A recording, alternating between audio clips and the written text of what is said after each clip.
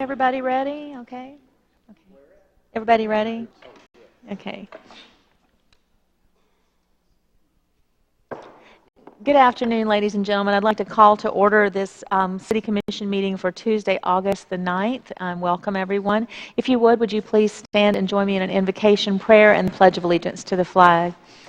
Heavenly Father, thank you for bringing us all together today to do the business of the city. Please help us to have a collegial spirit and help everyone here to be able to say the things they need to say and to be able to understand what's going on and to not feel anxious or to have any concerns about the business of the city and the way it's being run. And dear God, we ask that you put your protection over Lynn Haven this evening as we go into about 48 hours of thunderstorms and rain. And we ask that you help to protect property and to keep everyone safe and to make everyone feel safe and not anxious in the hours to come. In Christ's name we pray, amen. I pledge allegiance to the flag of the United States of America and to the republic for which it stands, one nation, under God, indivisible, with liberty and justice for all. Thank you. You may be seated. I'd like to begin with the mayor's report. Just have a few items. First of all, this coming week, beginning on August the 18th, I will be traveling to Hollywood, Florida to attend the Florida Annual League of Cities conference to meet with the other mayors and elected officials from Florida and to talk about a lot of the concerns and issues that are facing the Florida legislature and how I can be more informed and be the best mayor I can be for the city of Lynn Haven. So I'm looking forward to that trip and hope to bring back a lot of good reports for you. I also wanted to take just a moment and thank all, and they're not here because they're all out working right now, but to thank all of the city employees who are working so hard right now to protect property and people over the next couple of days. We don't expect from the weather reports that we're going to see any kind of rain event like we saw a couple of years ago, July of 2013, but nonetheless, even because of the saturation of the ground right now, if you saw this morning after the rain we had last night, we had quite a bit of water standing. And we are expecting, by the weather report, quite a bit more rain over the course of tonight and tomorrow. So in response to that, I want to give credit and kudos, and just can't say enough about our city manager's idea to provide sandbags to our area residents. And the Lynn Haven residents have responded in such a great way to this. They have, by the time we finish today, there will be around 5,000 sandbags that have been distributed to residents in Lynn Haven. So they have responded. And Bobby Baker in his department, the Navy base sent volunteers. Our Bay County Jail, we had inmates out working, and they have been today as well. They volunteered. They weren't forced to come, and I just can't say enough about how cordial they were to residents and how hard they worked to help everyone. And also, I put a Facebook invitation up to high school students offering them community service hours if they would come and help. And within 30 minutes, the Mosley High School football team showed up. And they really worked hard. And so I just can't say enough about how everyone came together and helped. And then also the city employees, right now there are no volunteers out there. It's city employees who are working overtime. And they will be there till 7 o'clock this evening to accommodate people who are getting off from work. So when you see the city employees out and about, please give them your thanks and your good thoughts about all that they've been doing. And then two other things. I met with a group of senior citizens who are interested in establishing pickleball in Lynn Haven, and I had to research that because I had not played it before, but apparently it's a great game for senior citizens, and they play it in great numbers, so we're meeting and talking about trying to get that going. Met with another group who want to establish an AA meeting in one of our city buildings. We're talking with them about being able to do that. They've been meeting in Lynn Haven in various churches, and they're hoping that they can establish a meeting place maybe in our Senior Citizens Center. And we had an interesting conversation as well. And then finally, I was able to walk the Lynn Haven Bayou Preserve and Park with the city manager and some representatives from the Bay District Schools and talk about how that park is going to be, it's on part of our agenda tonight, but that park is going to be a great blessing and a great asset to our area schools here in Lynn Haven, that the children will be able to go out into a nature park and experience science firsthand. And so it's very, very exciting. And then finally, I have a proclamation that I would like to read concerning our first responders, and I wanted to particularly give compliments and kudos to Maria Stout-Tate and her department for really jumping on this from last meeting when we talked about having some kind of event to publicly recognize our first responders for 9/11 because of just the culture that we're in now and how hard our first responders work and how they put their lives on the line every day. And so on Friday, September the 9th, there will be a public ceremony in the park where we will recognize publicly all of our first responders. And then after that, there will be a 9/11 First Responder Appreciation Luncheon for all of our first responders as well as our city employees so that they can recognize their fellow employees. And the proclamation will be, whereas individuals from 9/11 dispatchers, law enforcement, fire, emergency medical services, search and rescue, dive, and other organizations in the public safety sector come together as first responders to protect and aid the public in the event of an emergency. And whereas every day first responders risk their own safety in the performance of their duties to protect and serve our citizens, and whereas first responders are our first defense against all emergencies that may threaten our communities, whatever their nature, and whereas first responders are ready to aid the people 24 hours a day, 7 days a week, and whereas first responders are a vital part of every community who maintain safety and order in times of crisis and volunteer in our cities and schools, and whereas first responders are highly trained, specialized workers who contribute their excellent skills for the public good, and whereas the members of the first responder organizations undergo significant education, training, and personal sacrifice in order to achieve the expertise required to respond to every type of emergency situation.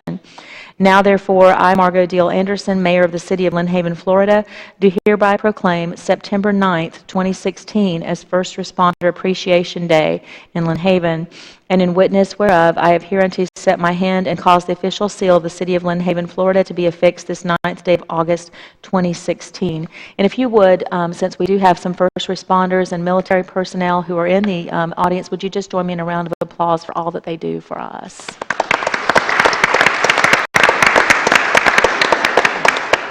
Thank you. And that concludes my report. Commissioner Shad, did you have a report today?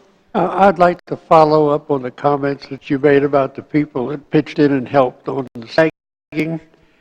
And I think it would be nice after this is over and it settles down that we have a sandbag luncheon and invite all the people that helped us and assisted us and our staff, and maybe we could have something to picnic in the park for them.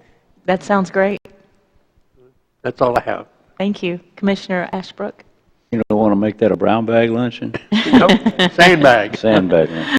I, too, can't thank staff, Mr. Schubert, and all the staff that pitched in, as well as the other folks in the community for what they've done. I mean, there's not much we can do sometimes with cataclysmic events, and whether or not this turns out to be one, I don't know, but we can at least have some foresight and take some action, and kudos to those who have been involved in this. I also would like to thank one of the staff that I got a memo from. I think it was Sid David who got some compliment. I think, Maria, you sent out an email, and I'd like to thank him for doing what he did over there with the senior center. He got a very nice letter sent for his efforts over there, and I know he's a hard-working fellow, so I'll make public kudos to him as well. That's it. Thank you. Commissioner Barnes? Yes, I also, there we go. I also want to just echo what my colleagues have said about the sandbagging project. It was a great idea, Mr. Schubert, and I know the citizens of Lynn Haven appreciated it, and everyone who pitched in to help. Thank you so much for volunteering to do that. Also want to remind you that next Thursday is the first day of school. Please drive safely as these kids are going back to school, and just be cognizant of your surroundings because it's going to be an exciting day for them. That's all. Thank you. Commissioner Friend? I don't know how exciting it'll be for them, but right. Yeah, thanks, Mayor. Yeah, just obviously want to echo the same sentiments, but also just want to speak to the fact that I think it's a great example of the leadership, the forward-thinking leadership that we have, and the department heads that support our city manager, because if he didn't have the support of his department heads and them doing their jobs, it wouldn't allow him to think outside the box, if you will. So I really appreciate everyone that's involved and some of those as well. But also, Mr. Schubert, I was going to mention I really appreciate the communication on the, and want to thank the county for sending this out to you for the weather. And I was just, since it's a PDF, I didn't know if that's something we could add to the website, because it's just an easy one PDF of all the weather and the forecast and all that kind of stuff. So just a thought. Sure. Yeah, thank you. Thank you. Okay, at this time, the city manager's report. Thank you, Mayor. I've got several items, so I'll try to move through pretty quickly, but some of them bear some time because a lot of it's recognition. And again, not to belabor it, but it bears mentioning that the city, particularly, I've worked closely with department heads, as Commissioner Friend was saying, but I want to again echo the sentiments of the mayor and all the commission, from department head down to the folks that were throwing the shovels, throwing the sand with the shovels, and in many instances they were one and the same. Just really, I couldn't be more proud of this city and the fact that it wasn't just public works, it was leisure services, it was the fire department, it was everybody, it was an all hands on deck type of deal. And the idea was that we weren't going to shovel the sandbags, we were just going to provide the sandbags and the big pile of dirt, which by the way was huge, and now it's half as big, and 5,000 sandbags at 30 or 40 pounds a piece. I haven't done the math on that yet, but it's just amazing to see this big, huge pile that our public works director said, oh, I got plenty, and now we got half as much, but thankfully that's not an expensive commodity. But really proud of how the city came together, and you know, it's trying times like this where you see what kind of metal we have, and I'm just couldn't be more proud of you guys, so thank you. Along those lines too, I've got the Employee of the Month, and Mrs. Jill Snipes. I see her back there. You could step forward. For those of you that don't know Jill, you haven't been around. I think she's been in the library for 20 plus years, and she's the lady that usually walks to work, and she's got a big smile on her face. She's got basically all the responsibilities over there in the library. She's been there, done that. I get the most comments about her smile and her competency, and the fact that in most instances she knows all of our patrons by name. She also knows what they enjoy reading, and most of them will say she knows what I want to read before I know what I want to read. But we appreciate your customer service and dedication to the city, and we've got a nice plaque here in recognition of your outstanding performance, productivity, and dedicated service. June 2016 Employee of the Month. Thank you.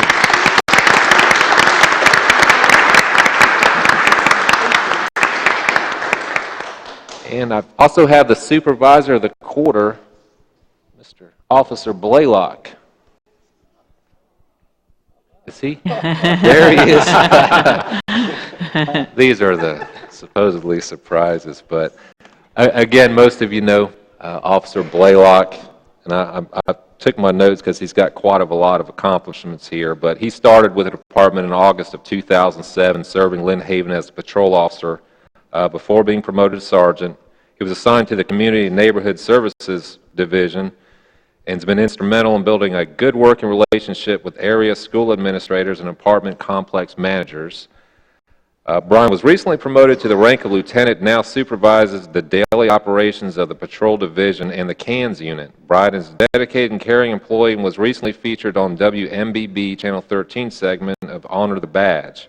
Brian had responded to a local bank after it was robbed, where he helped calm nervous employees by talking with them and keeping them informed on what was going on, and I received several comments out in the community about that.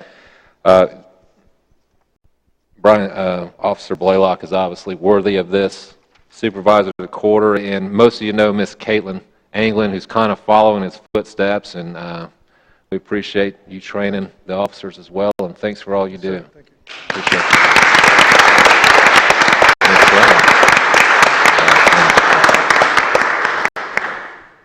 And continuing along the thing of PD, Chief Messer, where's he at? Mayor, if you could help me. We posted this on social media, and I believe it was on the website, but Chief is here to recognize the department, and we want to recognize him. Right. They won several awards, and I need all my notes for this, because this is quite impressive. There's a statewide challenge or competition, and I just want to read some of the highlights. This is a letter from Andrew Johnson, DOT District 3 Law Enforcement Liaison from Tallahassee, Florida. And I'm just going to read the first paragraph. Each year, hundreds of law enforcement agencies from across the state of Florida participate in the annual Florida Law Enforcement Challenge and the Florida Click It or Ticket Challenge. These challenges, funded by the Florida Department of Transportation, encourages agencies to enforce traffic laws, enact policies making traffic safety a priority, recognize their personnel for their dedication to traffic safety, and promote the various traffic-related campaigns within their community using social media, press releases, news stories, and word of mouth. At the end of the campaign period, we look at the same time frame from the previous year and analyze the traffic crash data to see if the above-mentioned efforts reduced crashes and saved lives. Agencies are categorized into classes of like-sized agencies, and the top 3 agencies in each size category and recognized by the Florida Department of Transportation. And here's the good news. We're pleased to announce that the Lynn Haven PD placed first in the Florida Law Enforcement Challenge and second in the Click It or Ticket Challenge in the state. This is all the departments across the state of Florida in their size. So extremely proud of the LHPD. And Chief, did you have anything you wanted to add to that?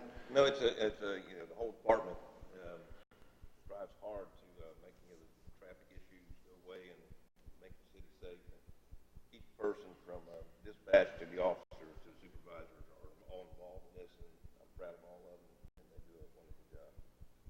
Thank you. Congratulations. That was And I'm also to understand, because of this, is it $32,000? $25,000 of grant money we receive as a result of winning this, and they're able to select, what is it?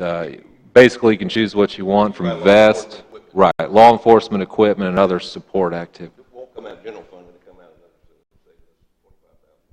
I really appreciate that. awesome. Congratulations.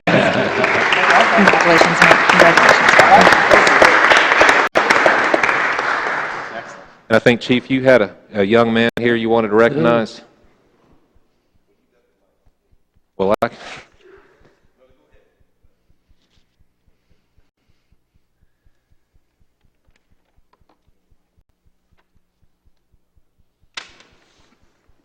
sure I had that.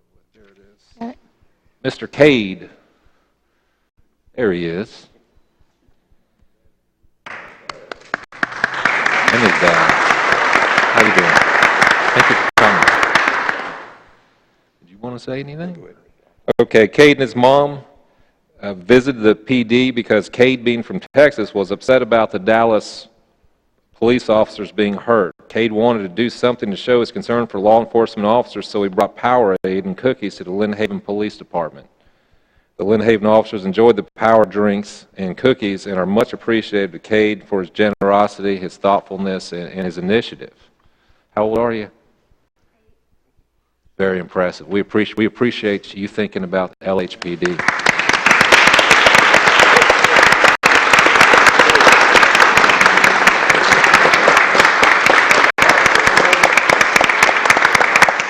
On behalf of the Lynn Haven Police Department, we're going to make you an honorary police officer.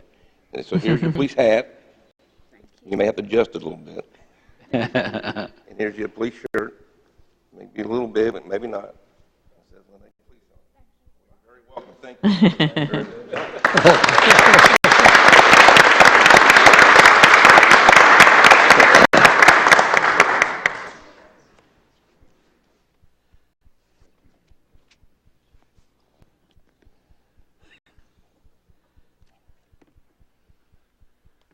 Thank you so much, and congratulations to everyone. I need to backtrack for just a moment, gentlemen. The proclamation that I read for the 9/11 First Responder Appreciation Day, we do need to have a vote on that proclamation. So if I could get a motion to accept. I'll move approval. Thank you. Second. Thank you. Mr. Schubert, would you please call the roll? Commissioner Shad? Aye. Commissioner Friend? Yes. Commissioner Barnes? Aye.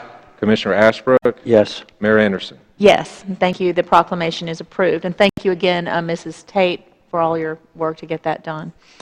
At this time, the city attorney's report, item number 6. No report, ma'am. Thank you. I've got 2 more items. I'm sorry, I skipped ahead. The city manager was not finished, so if I may move back to item number 5. Excuse me. Apologize, I just have a large sorry. agenda. I've got 2 more issues. One, I just wanted to remind everyone that the commission voted we had to tentatively cancel the second commission meeting in August because this room's going to be used for the early voting.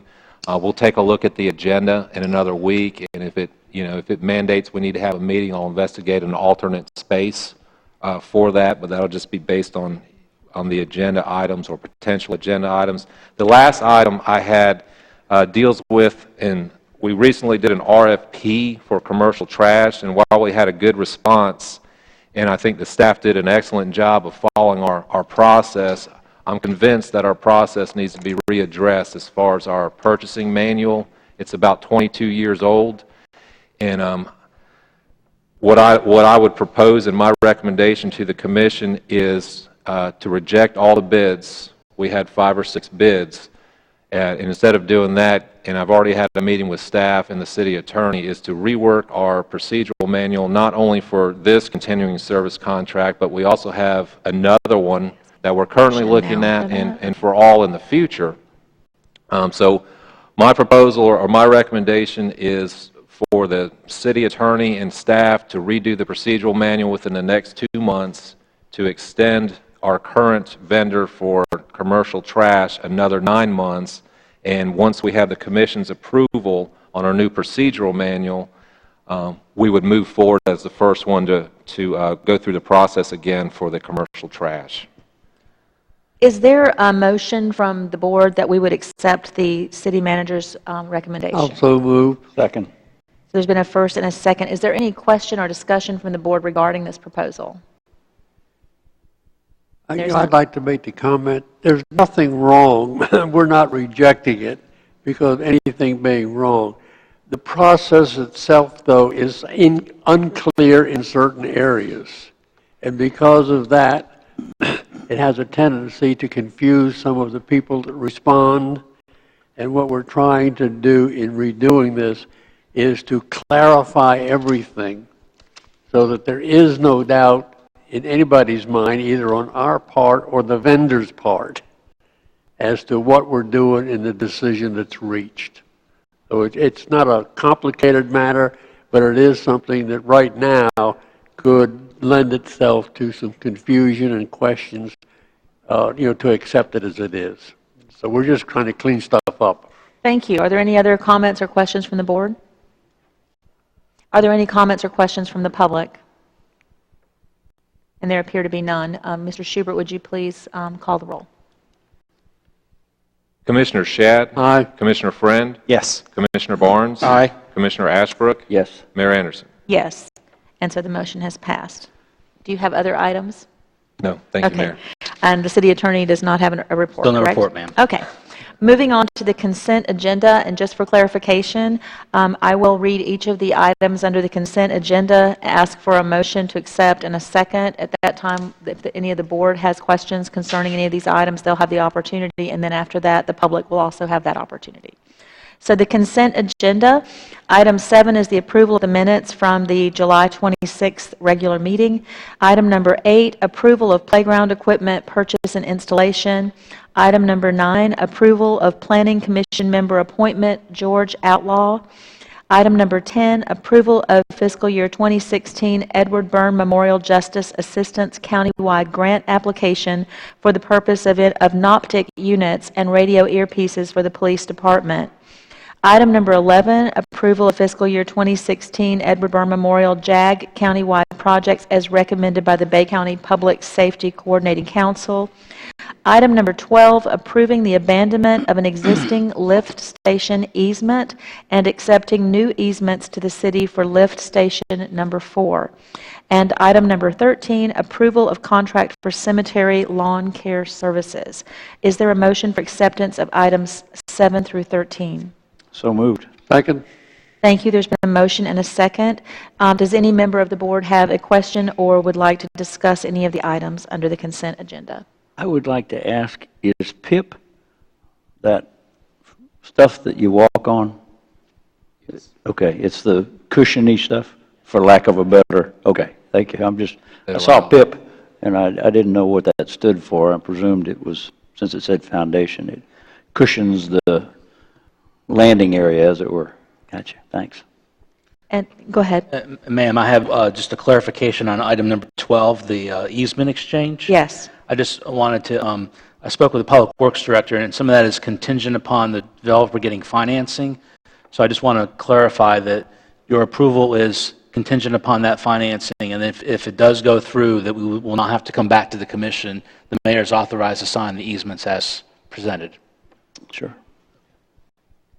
Okay, any other comments or questions about these items? Are there any comments or questions from the public about any of these items? Yes, ma'am.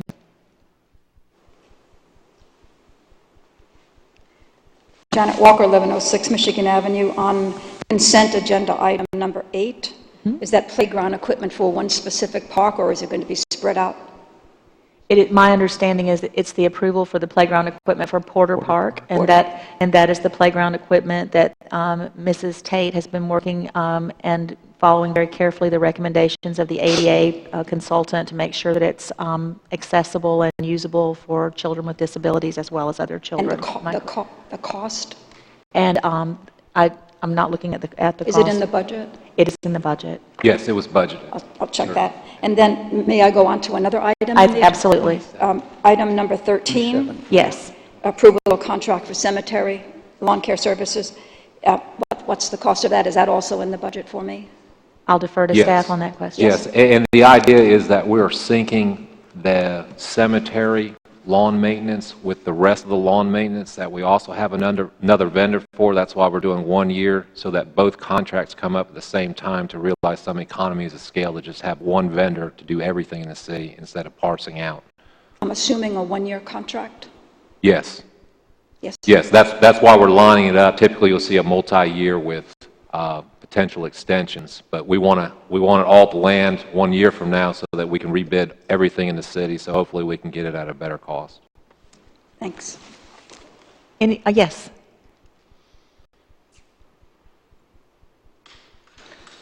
Rich Walker, 1106 Michigan Avenue, and same items. Is this anything to do with the twin $50,000 grants that were given for Sheffield Park? This is different. It's different, This is completely different. And it's only dealing with Porter Park, and it's in that budget. Absolutely.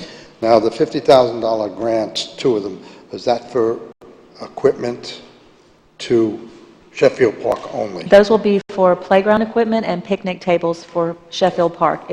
Please correct me if I'm, okay, thank you. Okay, thank you. You're welcome. 13, have the owners of the property been notified of this new agreement and how it impacts them dealing with their owner of their plots? Have they been notified? Yeah, just for I guess I don't follow the It question. is private property. Caught me off guard, I'm not sure either. It is private property. Well, the individual plots are Right, I part mean, of the- we're responsible to maintain it. In fact, we believe that the new contract will maintain it in a better manner than what's currently being expected, so I can't imagine they're going to have any issue with it. Okay. What I've generally seen, because my father rests in one of the cemeteries, and what I've generally seen is that they don't really touch the individual plots. They clean around them, and everybody's kind of... Citizens just recently cleaned it up, and I agree with this. I definitely agree with it. But my concern was when we went in to clean it up, we were hit with one thing is that Do we has to touch- be reminded it's private property. Sure. And that was the concern. And that hit us. So I'm just addressing that as an issue, is anytime we do anything in this city, if it's private property, the owners should be notified of I think what's that's happening. a legitimate concern. Thank you. Any other comments or questions from the public? Okay. We've had a motion and a second to approve the consent agenda and discussion and questions from all who wanted to do so. So, Mr. Schubert, would you please call the roll? Commissioner Ashbrook? Yes. Commissioner Shad? Aye. Commissioner Friend? Yes. Commissioner Barnes? Aye. Mayor Anderson? Yes, and so the consent agenda is approved. And then we'll move to new business. And the first item is item number 14, which is the first reading of Ordinance 1021, Comprehensive Plan Amendment, Large-Scale Future Land Use Map Amendment, LSA 16-1, Lynn Haven Bayou Park and Reserve. Before I ask for a motion in a second, is there any staff report? And we also need to read the ordinance, please. Ordinance 1021, an ordinance of the City Commission for the City of Lynn Haven, Florida, amending the adopted comprehensive plan, providing for purpose and intent, providing for a title, amending the future land use map from traditional neighborhood development to recreation/open space for a parcel of land located south of McKithen's Bayou on the west side of County Road 2321, which is approximately 97.8 acres within the city as more accurately described within the body of the ordinance, providing for severability, providing for a copy on file, and providing for an effective date. And there's really no further action on a first reading, is Yes, there? ma'am. No actions Okay, required. thank you. Are there any questions about this ordinance? There's no action required today, it's just a first reading. Okay, any questions from the public? Okay, then we'll move to the next ordinance reading, item number 15, the first reading of Ordinance 1023, an amendment to the Unified Land Development Code, Section 40300, Section 100100, and Section 100300. Do you have that ready? Yes. Thank you. Ordinance number 1023, an ordinance of the City of Lynn Haven, Florida, amending sections 4.03.00, section 10.01.00, section 10.03.00, and section 10.03.04 of the Lynn Haven Unified Land Development Code relating to the requirements for minor subdivisions, repealing all ordinances in conflict, and providing for an immediately effective date. Thank you. And this is also a first reading with no further action required. Are there any questions or information that the board would like on these ordinances, either of them? Excuse me, item number 15. Any questions from the public regarding item number 15? Yes, sir. And remember, no actions being taken today. It's just first, yeah. Brad Yunt, 210 Lakeview Terrace. Could you add some more description for what this ordinance is supposed to do, please? This is actually in response to a request and discussion from last commission meeting. Miss Richard, do you want to cover this? She can speak to the specifics of the ordinance, but it addresses the minor subdivision process and streamlining that process. If there are objective criteria to qualify or not qualify to parcel, your current parcel into sub-parcels, why does it need to come in front of the commission? That was the question. And the intent of this is to clean that up so that we can establish this objective criteria and not have to, put another layer of bureaucracy on it. Yeah, as you said, there is a requirement in the code that's a city requirement, it's not a state requirement, that if a parcel or a lot is going to be split into two, then, and it's not along existing lot lines, if it's going across lots or reconfiguring the lot lines, then they have to go through the minor subdivision process, which currently, even though it's all set out in the code as to the things that need to be in place in order for it to be approved, at the staff level, we make sure that all those things are accurate, and then we bring it to the City Commission for approval, and the mayor signs it. But that, bringing it to the City Commission for approval, is a step that the Commission, because we're getting so many of them come in, especially with the lots in the 1911 historic plat, where until about 4-5 years ago, each lot had to be at least 15,000 square feet. That was changed 4 or 5 years ago by the Commission to allow people that have those larger lots to split them so long as the frontage was at least 75 foot wide and each newly created parcel was 7,500 square feet. So we make sure all that's in place, and then we bring it to the commission to approve. But the commission decided that they had a discussion and decided that really there was no need to keep bringing them to the commission for approval, that it's something that could be done at City Hall by the city manager, just to, we still check that everybody's complying with what has to be complied by, but it can be taken care of administratively rather than come to the commission. And at the next reading, we will, have all that information on a PowerPoint, and if anybody wants to see which sections of the code are being changed, then I'd be very happy for you all to come and see me at City Hall, and I'll show you or give you a copy. Thank you so much. You're Mr. welcome. Johnson, does that help? Okay, thank you. Anyone else have a question? Moving on to item number 16, Resolution 2016-08-657. Is that 57? Yeah, 57. CRA Findings of Necessity Report as part of the CRA Plan Update. Mr. Schubert, do you have that resolution? Yes, ma'am. Yes. A resolution of the Lynn Haven City Commission relating to community redevelopment, defining an expansion of the existing community redevelopment area, finding the existence of conditions in the area that warrant the addition of areas to the existing redevelopment district in accordance with criteria set forth in Chapter 163 Florida statutes, making certain findings and determinations, providing an effective date. Thank you. And we have our vendor here that's working on the plan, but these are the findings that we're looking at today. Okay, we'll go ahead and defer. And if you'd just state your name, sir. Great. My name is Phil Gona, DMG Associates, and here for Mayor and Commission.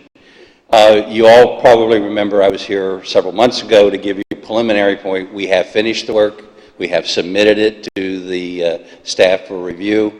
Now we're presenting it to you as a resolution. As the finders of fact, you must determine whether the statutes have been met and that the area does qualify as slum and blight before we can move ahead. This is essentially the same presentation we did before, so I will move through it a little quickly, but if you have any questions, don't hesitate to stop me. Again, established by Chapter 163, you must do the finding of necessity to determine, in fact, does it meet state statutes. The area is basically the old fuel depot, as well as some area to connect it to the existing CRA boundaries. They must be contiguous, and that's where that comes into play. And that's what would, if it moves forward, be the combination of the two. There are three different criteria for establishing of a slum, and they center around environmental concerns, public safety, and those types of issues. And we've examined each one of these.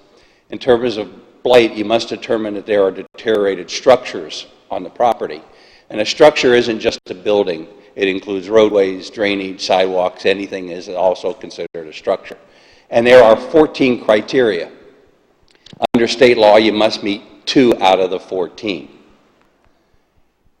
And those are the rest of the blight criteria. Deteriorated structures, again, not limited to buildings, and it's where improvement is necessary. This is just some of the pictures in terms of the entrance to the site. You see that it's been abandoned for years, which you are all very familiar with. Again, some of the buildings on the site, that meets deterioration. There is one building that is in the single-family home that is also deteriorated. It's vacant. It's an unsafe structure. There are other sites as well. One of the concerns is inadequate street layout. And the concern that we have there is that the only entrance into the property is along 13th, or along the one street there, which is a residential street. There's really no access to the site. So it's not just for people getting there in case it gets developed, but for public safety and other issues. You must have appropriate access. Because that access does not exist, we feel it does not meet the street layout conditions. And there's the current roadway system to prove if that is definitely inadequate. One of the other questions was whether property values have not kept up with surrounding areas. And looking at the city, there's been an increase from 2011 to 2015 of 1.4% for the whole city of Lynn Haven.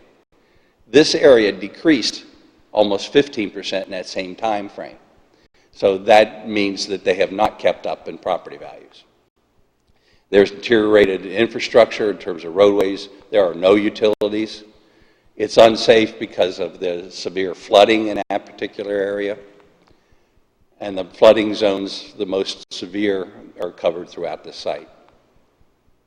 There's environmental issues because although there has been remediation on the property, if you read through the report, there is a clause in there that says it has been remediated, but it is not suitable in its present condition for residential use. There has to be some additional work. So I think it meets that criteria from that standpoint. This is an aerial site, and those squares, when you first look at it, you don't know what they are.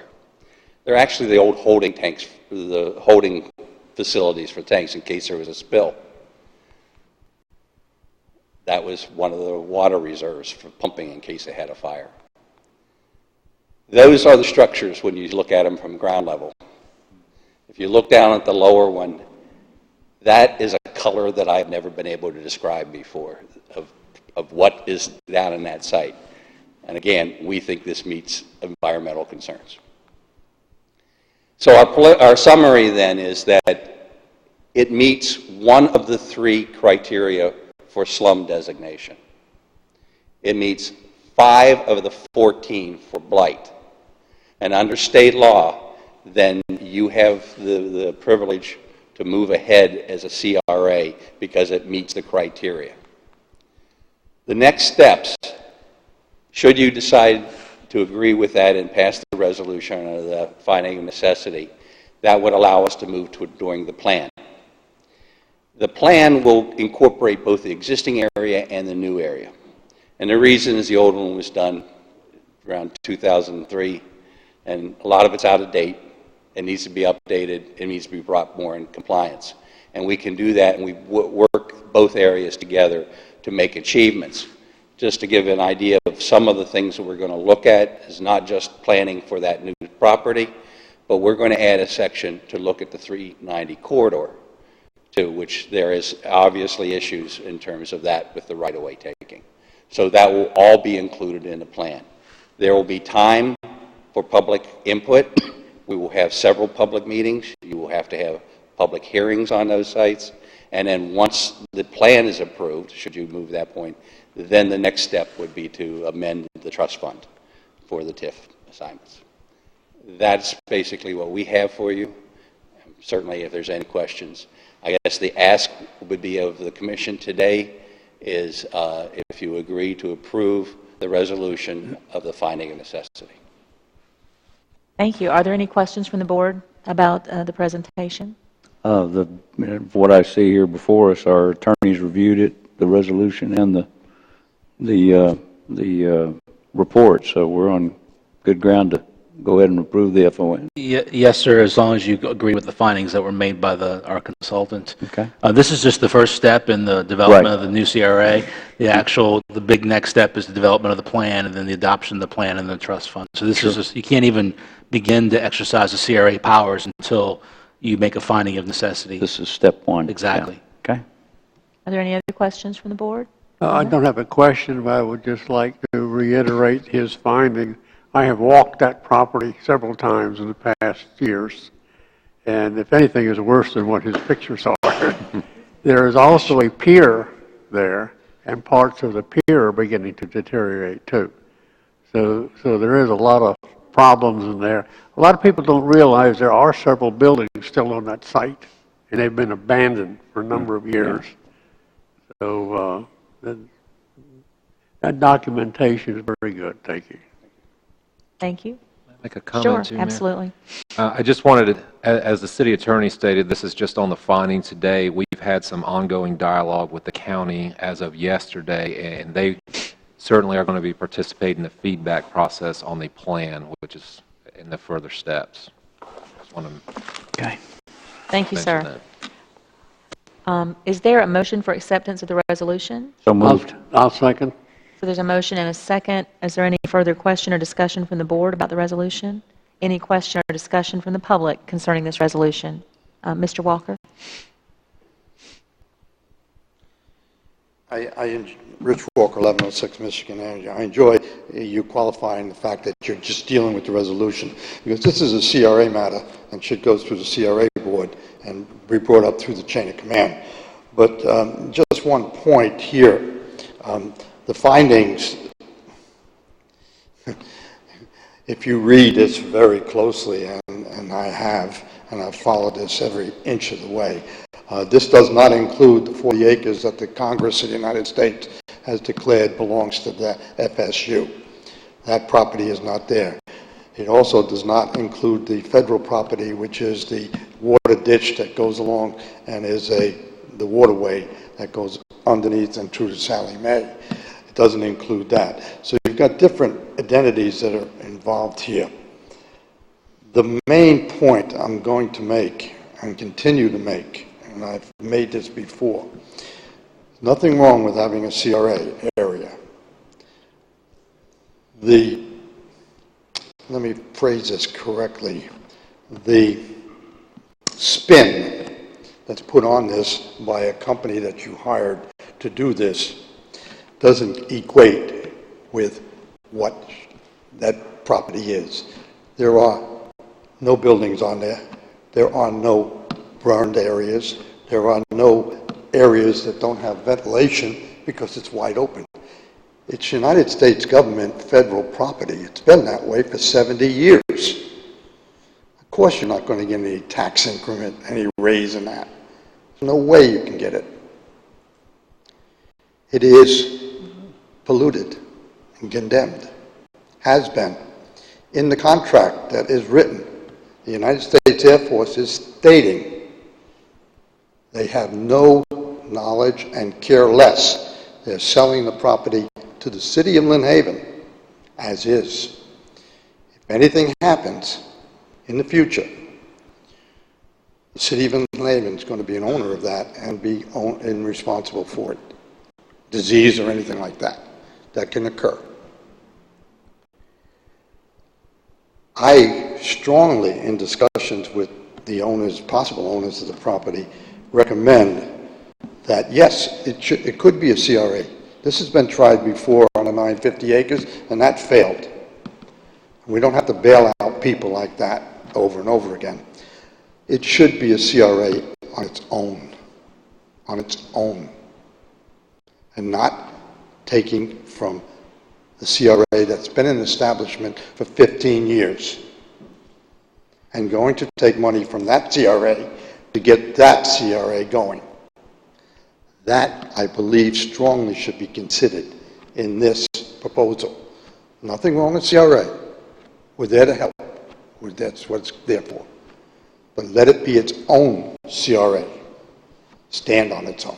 Thank you, Mr. Walker. Thank you. And if I could just comment, because I think we've had the discussion before, that I had exactly the same concerns as you about connecting the two CRAs together.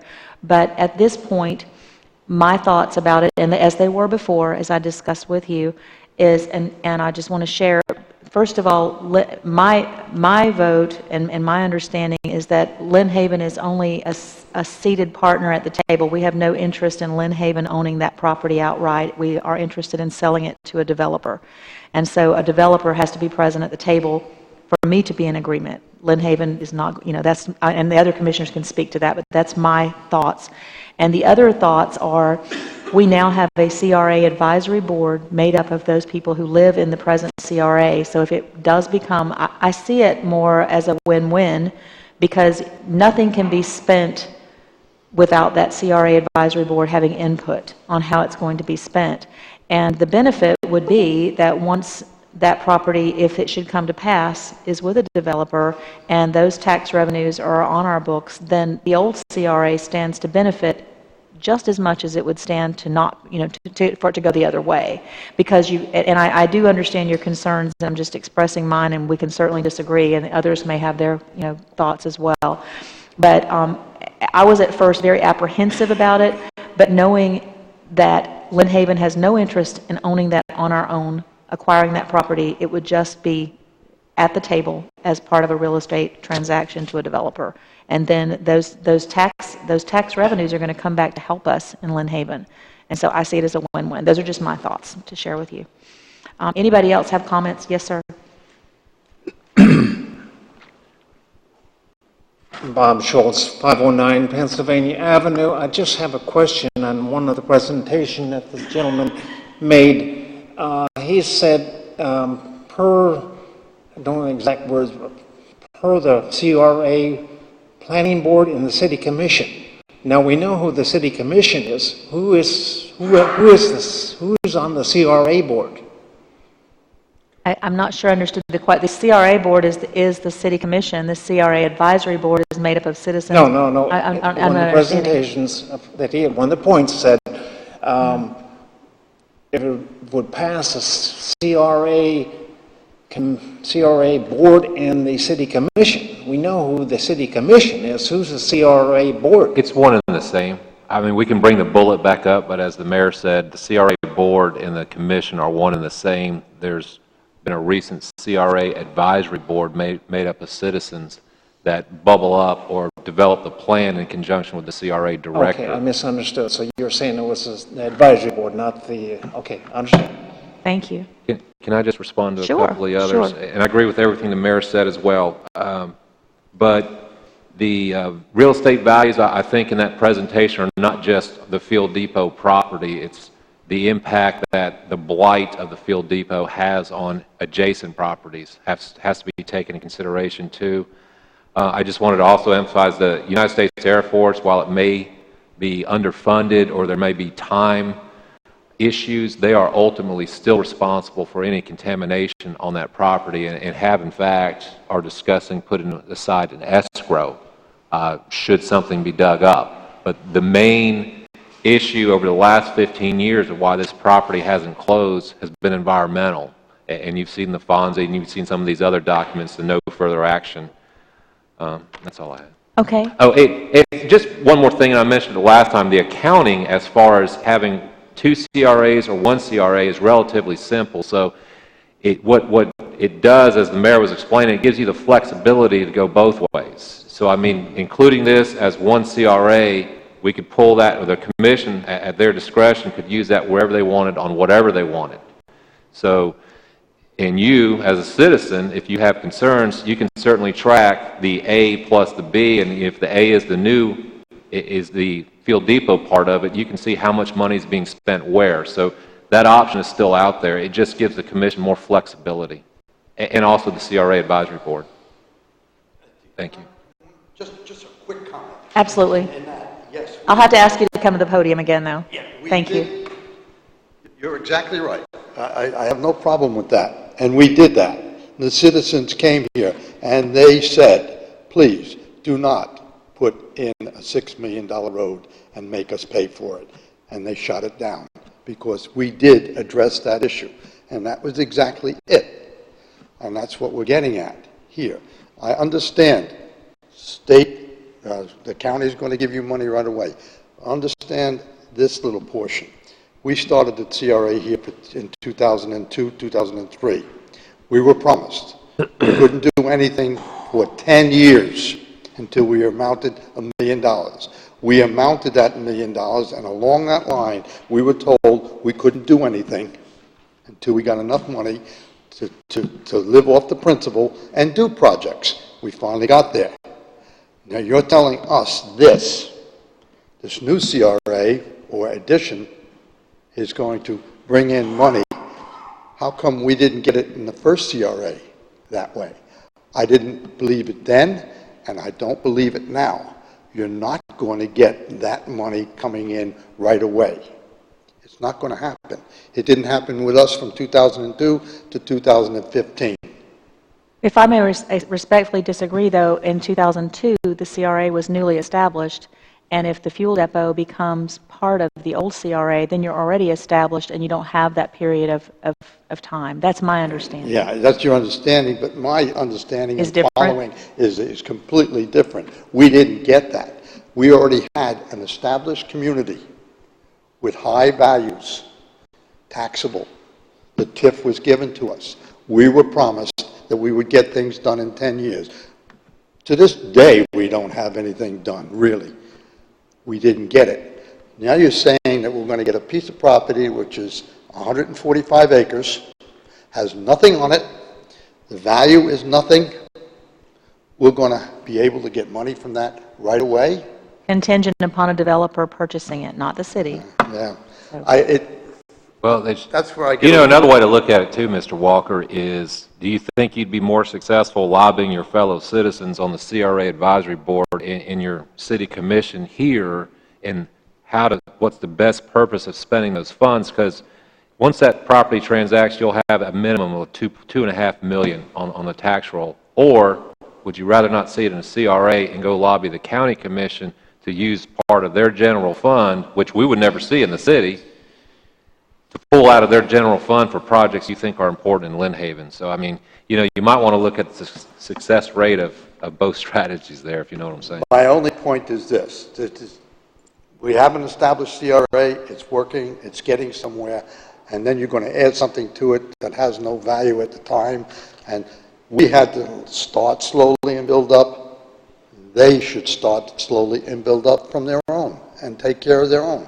And not, for example, who's paying for this little survey of the new CRA? Our CRA. And my question, and I'll just be very brief, but I'm not a big fan of studies, as you well know. And my question in the beginning was, do we have to do this? And the answer I was given is whether we were looking at the fuel depot property or not, the study has to be done every so many years with the old CRA as well to keep everything, you know, in line. So keeping in mind that today is just a resolution, a very small step. There's going to be many more steps along the way, and your thoughts are much taken into account and appreciated. Thank you. I appreciate you allowing me to say that. Thank you. Is there a motion? We've already had a motion, have we? No, we have not. Is there a motion for acceptance of the resolution? You have motion, there's been a motion. Ashbrook. Yeah. Okay. Mayor, I have one small, highly technical I'm sorry, go ahead. change. I'm sorry. In section 1 of the resolution, there's just a reference to 1987 Florida statutes. Yes. If you could just delete that. I've already asked Mr. Yankee to take that out. So if you could approve the resolution with that change made. The statute site is the same as it was before. I just don't want any confusion in the resolution. Okay. So it would just need to restate the motion then.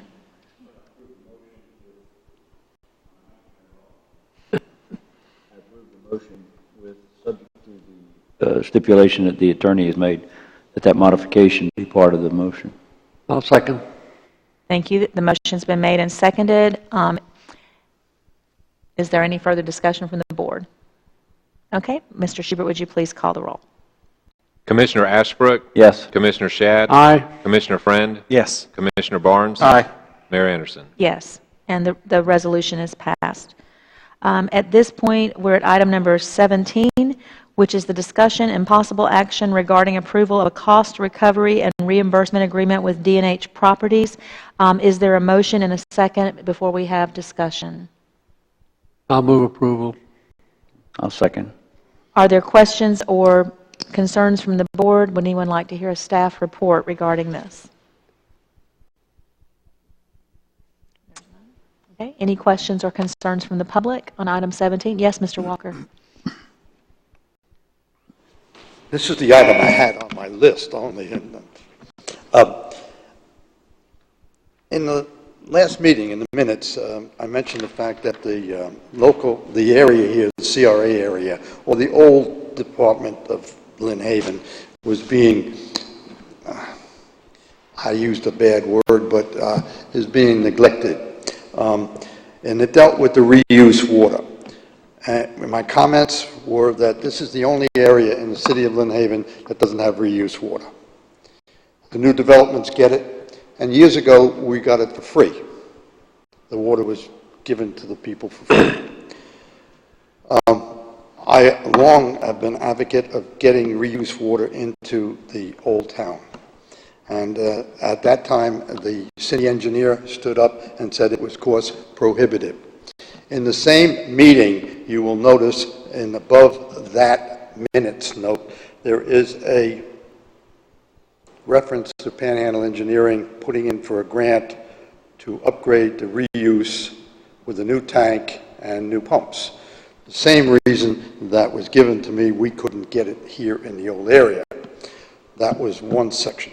Then down here in this new one with D&H, you see we're going to pay them back with reuse, for building reuse.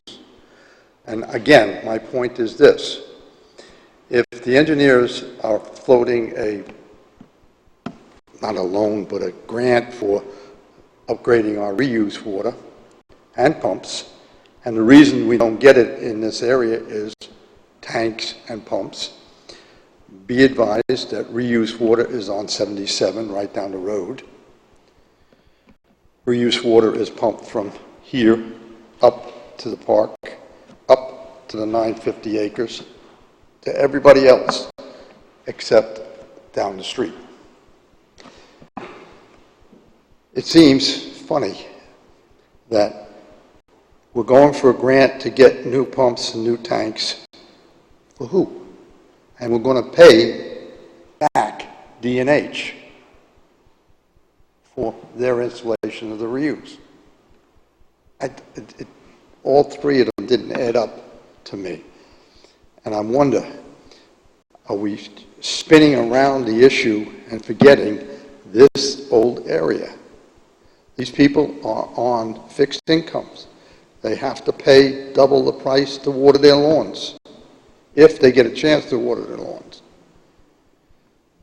Why is this area being slighted for the reuse? Just because of the excuses of a tank and pumps and lines, and in the minutes here and in the notes, we're putting in for it.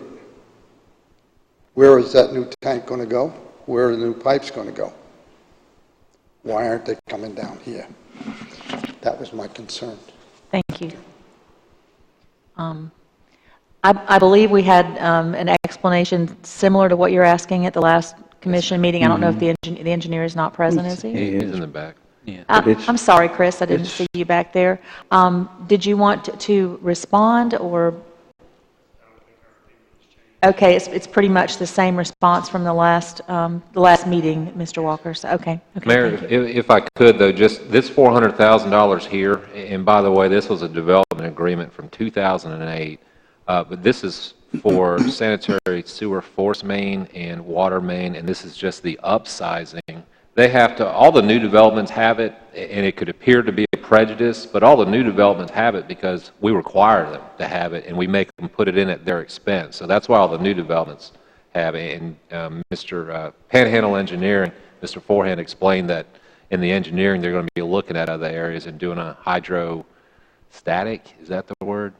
A water model, and taking a look at that. But this is for the sewer and the water, and this is a typical cost recovery agreement.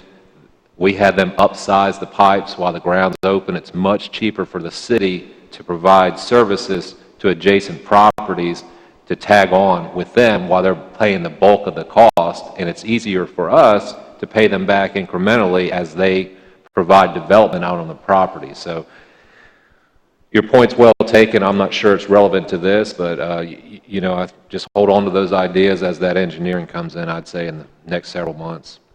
And I will look forward to it as well, since I live in the old part of town, just like you do. Okay, any other discussion on this item? Okay, at this point, if we could have a motion in a second? Commissioner Shea. Did I already ask for it? There was a motion. There was a motion in a second. Okay, at this point, then would you please call the roll? I apologize. Commissioner Shad? Aye. Commissioner Friend? Yes. Commissioner Barnes? Commissioner Ashbrook? Yes. Mayor Anderson? Yes, and so the motion has passed. And then we move to the final item, the public commentary. If anyone would like to approach the podium and address the commission concerning any item or any concern you might have. Yes. Janet Walker, 1106 Michigan Avenue. This goes back to item number 16. You had closed the podium, and I guess you didn't see my hand up there. I'm sorry. That's okay. But I had a question. The gentleman that gave the report, the findings of necessity report, was he paid for by the city? Yes. Yes. Yes. Do we know how much that particular report cost us? The report or the whole contract?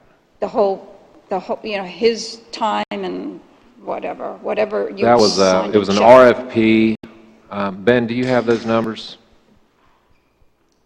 Is it going to be under Ben, is it I going to didn't be bring under my- the I didn't CRA bring- and yes. professional Get those for you. services? Yes, I didn't bring my budget to the meeting, I So, apologize, Under the but, CRA budget, you have, for this particular, you had like $185,000 for no, professional services. that's for the park. This would have been in last year's, and, This was last year's, that's not new. oh, This okay. was the Yeah, if you bring it, I can look at it. I thought I recalled it being 20. mid-year, because I was reading it.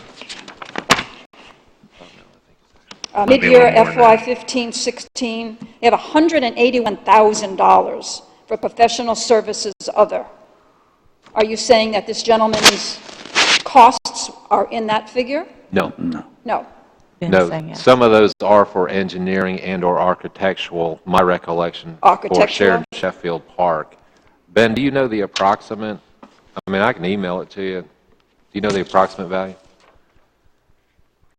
Yes, the cost for the professional services for this project is $64,000 and some change. And that includes the entire process, the findings of necessity, the CRA plan update, the Highway 390 widening, how it will impact the CRA, and then also the expansion of the CRA. So 4 key items. Do you recall the other bids as well? Weren't they in the 6-figure range? Definitely north of 64,000, yes. I don't know, I can't remember. And can you remind us too, why we need this? I mean, per state statute, I'm not a fan of paying for studies either, but if you have to have them to qualify for the CRA, and you take a look at, what the benefit is as far as the TIF, can you speak to that a little bit? Sure. The current CRA plan, as Mr. Walker stated, was established or was written in 2003. So it's basically a game plan for the CRA director to implement different projects in order to increase the taxable value of the CRA. I have completed most of these projects that were listed back in 2003 since then. So my recommendation to the CRA board was to update the CRA plan. A lot of things have changed since then. The fuel depot, it looks like that there will be a transition of that property to the private sector in the near future. We didn't know in 2003 that DOT will 6-lane Highway 390. So I felt that that there were several reasons to take another look at the current CRA plan, and I call it calibrated, to update the plan to see what we have done and to maybe add projects that we should focus on in the future. Okay. The bottom line is state statute requires that we have a study. We can't do it on staff. It's got to be provided by a third party. It doesn't have to be provided by a third party, but if we decide to update the CRA plan, we have to follow a certain procedure, and that is stated by the statute. I wasn't quite finished. May I get back up? Oh. Thank you. This is, I don't want to reiterate what my husband said, but this is quite frustrating. We live in the CRA area.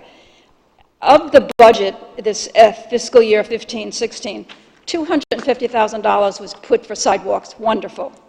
But we have a $64,000 report here. We have $122,000 for the CRA director, his salary and benefits. So the little money that we are getting into the CRA is already spent on fluffy stuff, not on the infrastructure or the surroundings that it was originally signed for the old area, the CRA area of Lynn Haven. That's why we may be frustrated with you expanding and using our TIF money to go to something that we don't feel it should be going to. Thank you. And Mayor, if I can just briefly clarify about the requirement for a third-party expert to come in and look at this information. Although the statute may not require it, I'm not sure if it does or not, but it's highly recommended, especially when you start dealing with large sums of money that these projects can involve. No different than the impact fee study or water fee study. It's always good to get an outside expert to come in with specific expertise in this subject and look at everything and present a report to the commission rather than have basically lay people come in and do those type of information. Especially defending with other interested parties, as far as those that would compete exactly. for the... I mean, the risk in an impact fee or a water fee study is that it's treated as a tax, and then the city has to disgorge all that money that it collected. And it's a similar risk with the CRA designation, that if it is get challenged, and there's been probably the lead CRA case in the state was at Panama City Beach, between Panama City Beach and Bay County. So, and the experts there were critical on both sides.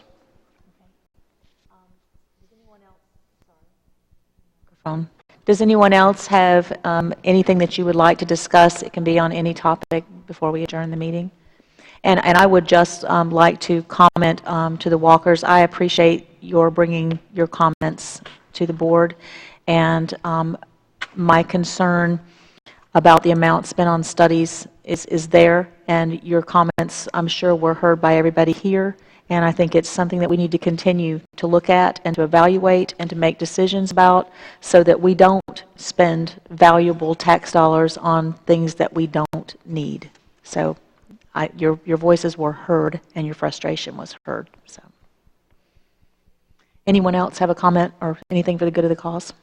Okay, the meeting is adjourned. Thank you.